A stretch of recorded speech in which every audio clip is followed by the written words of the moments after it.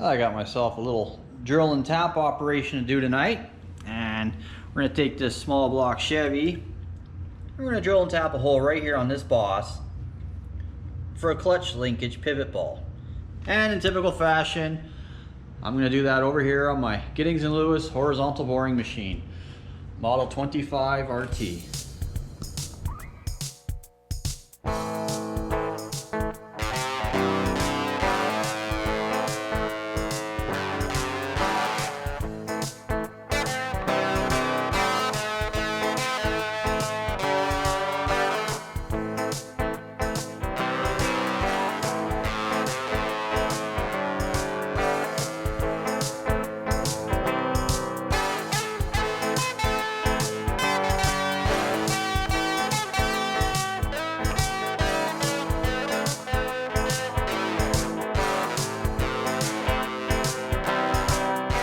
With everything all set up, ready to go, I throw a pointer in my collet holder. In this case, I'm just using a pointy tap because I brought my nice pointer to work.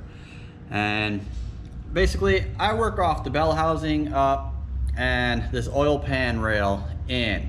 Now, I got my numbers jotted down, and as all they came from was just measuring other blocks. And I get real close to the workpiece after I've come to my coordinates, and I just have a good look. Just make sure that that actually does look correct. And in this case, that looks exactly like where I want to stick this hole. So I'm going to go ahead and put a spot drill in there now.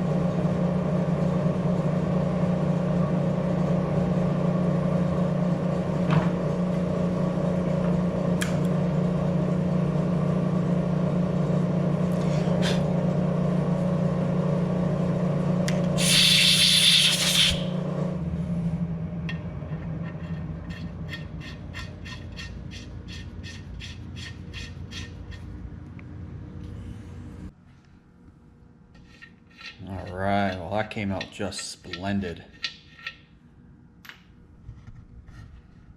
So this is a pretty quick, easy job. Setup for this job was quite simple too. I didn't make it overcomplicated. Basically, my table has a degree wheel under here with nice big, large, easy to read graduations. It's pretty accurate too. So I degreed the table so that my T-slots are parallel with my spindle. And then when I sat the block down, the dowel pins for the bell housing, I sat them in a T-slot, and I pushed this block so that both those dowel pins were up against the T-slot, and I clamped it down there. That would make this gasket face here parallel with my spindle, more or less. And this hole that's drilled and tapped here is supposed to be basically parallel with this gasket face here. So, you know, didn't overcomplicate it.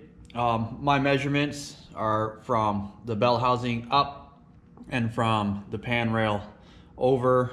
I've measured multiple blocks over the years. They're all really, really close to being the same. And so that's where I came up with that. My order of operations, once I had my location, was spot drill. Then I ran in there with my tap drill, followed by with I spot faced it. Now that's something you won't see on the typical factory block, is a spot faced it. That's just something I prefer. You know, this stud, bolt, whatever, has a shoulder on it. That's gonna seat up against that. I just like making sure that it's gonna be nice and square or perpendicular to my drilled and tapped hole. To give you an idea what a factory one looks like, I pulled this 327 block out, and as you can see, that's just as cast on the face there. After spot facing, I went in with my chamfer tool, and then I followed in with the tap. So pretty quick, pretty easy. It's one of those jobs we like doing. And that's a wrap for that. So thanks for tuning in, guys. I'll catch you later.